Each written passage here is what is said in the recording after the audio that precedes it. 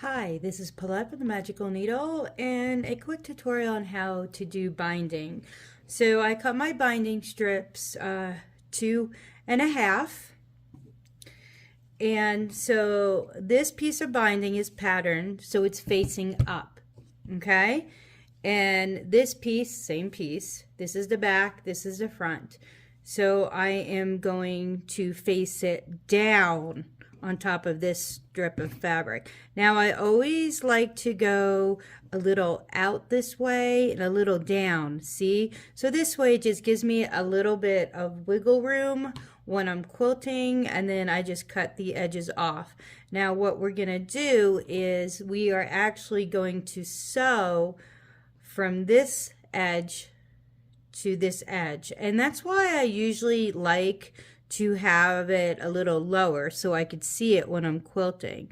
See, here it's kind of hard to see. When I do it here, it's easy because then the needle will nestle right into this V, and then it's easy to go straight across. So the next thing what I'm going to do is I am going to draw a line from here to here, and this is the starting. Okay, and then I'm going to pin here and I'm going to pin here. And I am going to sew straight across on this line. So it's hard to see the stitches, but I sewed from here to here. And then the next thing I'm going to do, take my rotor cutter and I'm going to cut and cord an inch this way. And then I'm just going to cut that edge right there. And I'm going to cut that edge right there. And there you have it. Sometimes, you know, I could be a little off, but that's normal right there. And when I sew it, you're not going to see it. And it happens. I never really fix that unless it's completely off. And then I'll re-stitch it. So now I just added another piece of the binding, and I drew a mark line from corner to corner again.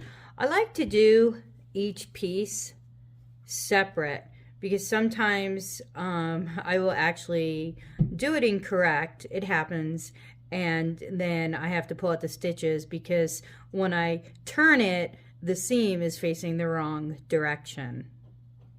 So that's why I like to mark it, and that's why I do each binding piece by piece. And before I trim off this piece, I make sure it's going in the correct direction, which it is, and then I match it up with this one to make sure. And then I take some fabric glue and I just lightly put it across on the fabric, and then I fold, of course, the fabric in half, and then I will lightly iron it. Then I take a toilet paper roll, and then I put the toilet paper roll on top of the fabric. And I get packaging tape. I like to use packaging tape. And then I take a piece off.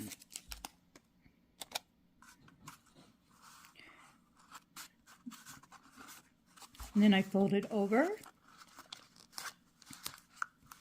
Tape it. And then I gently start to roll it. And I roll it until it is time for me to iron this again.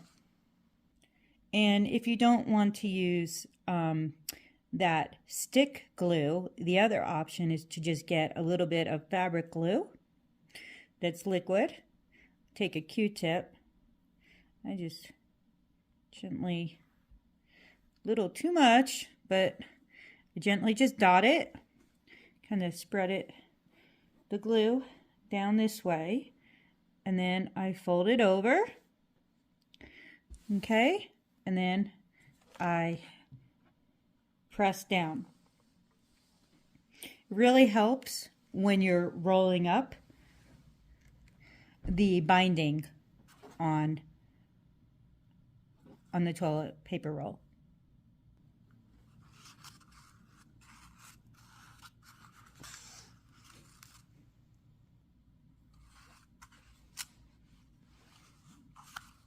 And try to get the binding when you're rolling it even, if you could.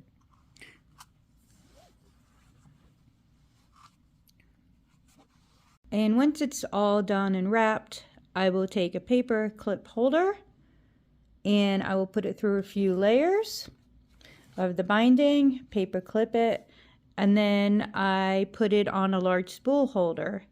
And when I'm ready to sew the binding on, I put this either on a table near the sewing machine, or usually I just put it on the floor and then I start my binding. And if you're looking for a tutorial on how to sew binding on a quilt and then join the edges, I do have a tutorial on that on my YouTube channel.